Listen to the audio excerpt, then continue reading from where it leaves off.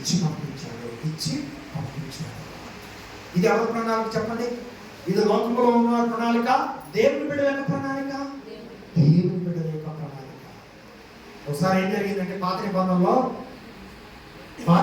ఏం జరిగిందంటే,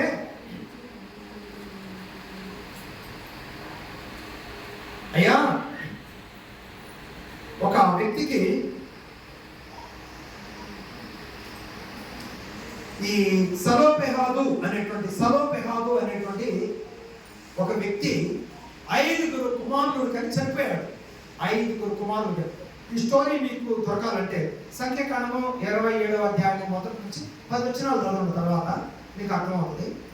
ఇతనికి 5 కుమార్తెలు. ఆ 5గురిని కూడా ఎవరో పట్టించుకోవట్లేదు. అక్కడ మోషే పట్టించుకోవట్లేదు, అక్కడ నాయకత్వం కూడా పట్టించుకోవట్లేదు. 5 కుమార్తెలు ఎవరికి ఏం చెప్పినా అర్థం చేసుకోవాలి, పట్టుబట్టారు. మోషే దగ్గరికి వెళ్ళారు. అయ్యా, మాకు కలిగినటువంటి మా తండ్రి ఆస్తిని మా భాగము మాకు ఇవ్వకుండా, అదే ఈ జెరబెతో ఈ సెలోపెహాదు అనేటువంటి వ్యక్తికి కుమారుడు ఉన్నట్లయితే ఆ స్వాస్థ్యము మోషే కుమారులకు పంచేవాడు. కానీ అతనికి కుమార్తెలే ఉన్నారంట.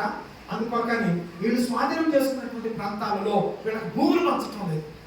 చూశారు ఏం చేశారు? వెళ్ళి మోషే దగ్గరికి వెళ్ళి, మాకు ఇవ్వాల్సిన మా తండ్రి స్వాస్థ్యం, మా భాగము మాకు ఇవ్వాల్సిందే అని చెప్పి పట్టుబట్టి, పురుషులు ఏ స్థానంలోనైతే స్వాస్థ్యాలు సంపాదించుకుంటున్నారో వీళ్ళలో అదే ప్రకారంగా ఈ సెలోపెహాదు కుమార్తెలు కూడా 5 స్వాస్థ్యాలు సంపాదించుకున్నారు ఇశ్రాయేలు స్థానంలో. ఈ రోజున దేవుని వాక్యాన్ని మనం గమనించినట్లయితే కుమార్తెలు స్వాస్థ్యానికి అర్హులే, కుమారులు కూడా స్వాస్థ్యానికి అర్హులే. కాబట్టి దేవుని బిడ్డలైన వారి వాస్తవాన్ని గుర్తించి వారి పట్ల మీ ప్రణాళికలు గొప్పగా ఉండాలి అని దేవుని వాక్యం తెలియజేస్తా ఉంది. ప్రభుత్వం అలాగే బైబిల్ గ్రంథంలో ఒక సెల్లూము అనేటువంటి ఒక కుమార్తెలు ఉన్నారు. మీరు కూడా అధికారి యొక్క కుమార్తెలైనప్పటికీ కూడా మీరేం చేశారు తెలుసా? యెరూషలేమును ప్రేమిస్తూ వచ్చారు. చాలా ప్రత్యేకమైన ఒక బాధ్యతను వారు కలిగి ఉన్నారు. వీరు యెరూషలేమును ప్రేమిస్తూ వచ్చారు. అలాగనే వీరు యెరూషలేమును ప్రేమిస్తూ వస్తున్న కాలంలో ఏం జరిగిందంటే, నెహెమ్యా, ఎజ్రా పడిపోయినటువంటి దేవాలయం యొక్క నిర్మాణమును పునర్నిర్మాణం చేస్తూ వచ్చారు. కాబట్టి అక్కడ దేవాలయాన్ని ప్రేమిస్తూ వచ్చారు. ఆ తర్వాత వారు కష్టపడి దేవాలయంలో వారి పని పాత్ర వారు చేయడం ఇక్కడ గమనిస్తూ ఉన్నారు. పురుషులతో సమానంగా వారు కష్టపడే ఆలోచన కలిగి ఉన్నారు. గోడలు కట్టే పనిలో వారు కూడా పాలుభాగస్తులయ్యారు. గోడలు కట్టే పని అనగా ఈ రోజుల్లో మనం చేయాల్సిన పని అంటే కట్టడం అనగా ప్రార్థన ద్వారా మన ఆత్మీయ జీవితాన్ని కట్టుకోవటం. ఆ స్థితిలో వారు ఉన్నారు. అలాగే ప్రభువుకు ప్రియమైనటువంటి దేవుని బిడ్డలారా, దేవుని కొరకు నమ్మకమైన జీవితాన్ని జీవించే విషయంలో వారు వెనుకంజ వేయలేదు. పురుషులైనా స్త్రీలైనా ఇక్కడ మనం గమనించవలసింది ఏంటో తెలుసా?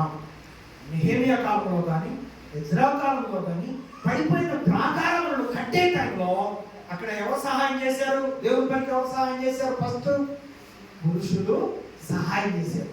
ఇక్కడ మనం చెప్పుకోలేని మాట ఏంటంటే, ఇక్కడ స్త్రీలు కూడా పడిపోయినటువంటి యెరూషలేము ప్రాకారాలు పునర్నిర్మాణం కొరకు సహాయం చేస్తా వచ్చారు. అంటే దేవుని పని చేయడానికి పురుషులే కాదు, దేవుని పని ఎవరు చేయవచ్చును? చెప్పాలి, ఎవరు చేయవచ్చునమ్మా? స్త్రీలు కూడా దేవుని పని చేయవచ్చును. పురుషులకే కాదు స్వాస్థ్యాలు పంచటం. స్వాస్థ్యాలు ఎవరికి పంచాలి? స్త్రీలకు కూడా, కుమార్తెలకు కూడా స్వాస్థ్యాలను పంచాలి. వంశావళి చరిత్ర పురుషులకే కాదు, వంశావళి చరిత్ర ఎవరికి ఉంది? స్త్రీలకు కూడా వంశావళి చరిత్ర ఉన్నది. ఆ వంశావళి చరిత్రలో యేసుక్రీస్తు ప్రభువారి యొక్క వంశావళి చరిత్రలో 14 తరములలో ఎవరెవరు చరిత్రలో ఇంప్లిమెంట్ అయ్యారు? రూతు చరిత్రలో పాలుభాగస్తురాలైంది. రాహాబు అనే స్త్రీ చరిత్రలో పాలుభాగస్తురాలైంది అనే వాస్తవాన్ని ఇక్కడ మీరు గమనించవలసిందిగా ప్రభు పేట నేను తెలియజేస్తున్నా. దేవుని ప్రణాళికలో మనం నడిచినప్పుడు దేవుని చిత్తంలో మనం నడిచినప్పుడు స్త్రీ అయినా పురుషుడైనా ప్రతి సందర్భాలు బట్టి దేవునికి కృతజ్ఞత వందనాలు చెల్లిస్తూ ఈ లోకంలో వారు సాధించవలసిన విజయాల కొరకు ప్రాగలాడుతూ దేవుని మహిమ కొరకు జీవించడానికి కూడా వారు ప్రాగలాడుతున్నప్పుడు తెలియని రీతిలో అద్భుతమైన సాక్ష్యము దేవుడు మన కొరకు సిద్ధపరుస్తూ ముందుకు నడిపిస్తాడు. ఆ విధానాల్లో ప్రభునందు ప్రియమైనటువంటి దేవుడు పెట్టారా, ఆ విధానాల్లో చరిత్ర కుటుంబంలో ఉన్నటువంటి దేవుని యొక్క వంశావళిలో స్త్రీల యొక్క పేర్లు లెక్కించబడ్డాయి.